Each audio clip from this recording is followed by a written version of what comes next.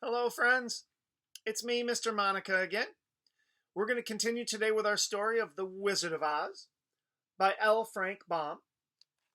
Yesterday we read chapter 12, and in chapter 12, Dorothy and her friends had entered the land of the Wicked Witch of the West.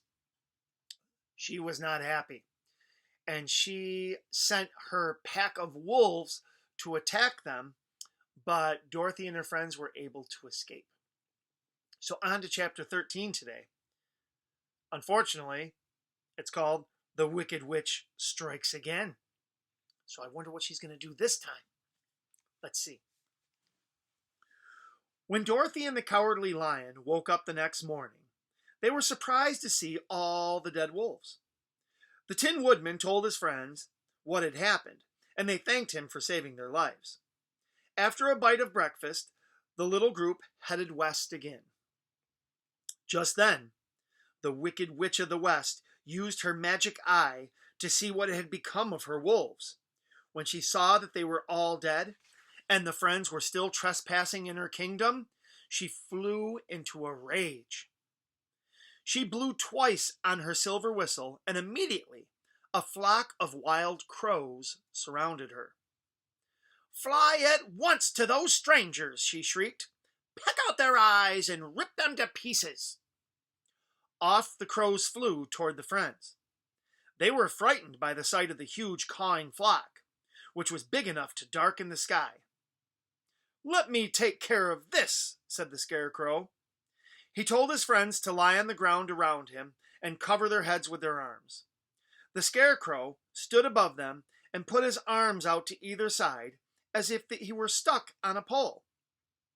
Crows are always afraid of scarecrows, and these birds were no different. When they saw him, they changed their course. They flew in circles around him, but they were too afraid to fly any closer. And here's a picture of that.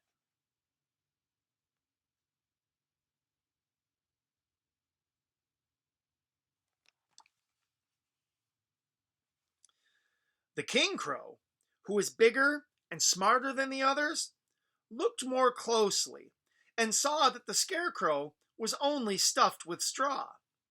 He called to his followers, It is only a stuffed man. Peck his eyes out." The King Crow flew at the Scarecrow's face, but the Scarecrow fought back by snatching the king out of the air and twisting his neck. The other crows flew at the Scarecrow in a fury, trying to rip out his stuffing, but he was too quick for them.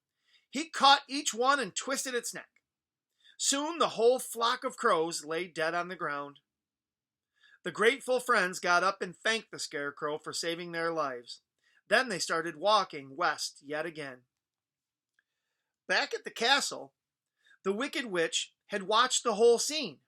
She was even angrier now than when she had discovered that her wolves were dead. This time, she blew on her silver whistle 3 times.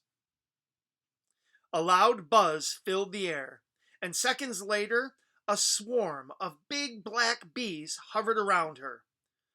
"Go find the strangers and sting them to death," the Wicked Witch ordered. The swarm buzzed away at once.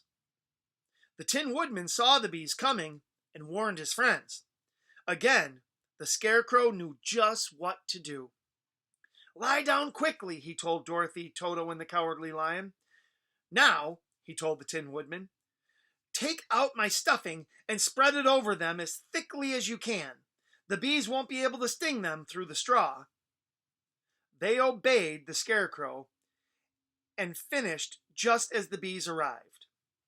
Here's a picture of the Tin Woodman. And you can see the bees all around him.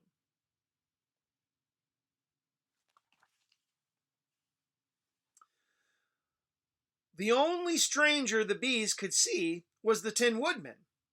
When they tried to sting him, they couldn't hurt him because he was made of tin. All that happened was that the bees' stingers broke off. Of course, bees can't live after they sting someone, so pretty soon, all the bees were dead. Dorothy and the Cowardly Lion got up and filled the Scarecrow with his stuffing. They thanked the Scarecrow and the Tin Woodman for once again saving their lives. When the Wicked Witch saw what had happened to her bees, she was angrier than ever before. 3 of her most powerful weapons were defeated because of a Tin Woodman with no heart, a Scarecrow with no brains, a lion with no courage, and a girl with a little dog. The Wicked Witch stamped her feet and threw things around until she thought of a new plan. She ordered 40 of her slaves, the Winkies, to kill the strangers. She gave them all sharp spears and sent them off. The Winkies had to do what the Wicked Witch said, but they weren't very brave. When they got close to the strangers, the Cowardly Lion jumped in front of his friends, let out a terrible roar, and raked the air with his claws. The Winkies were so frightened that they dropped their spears and ran away as fast as they could.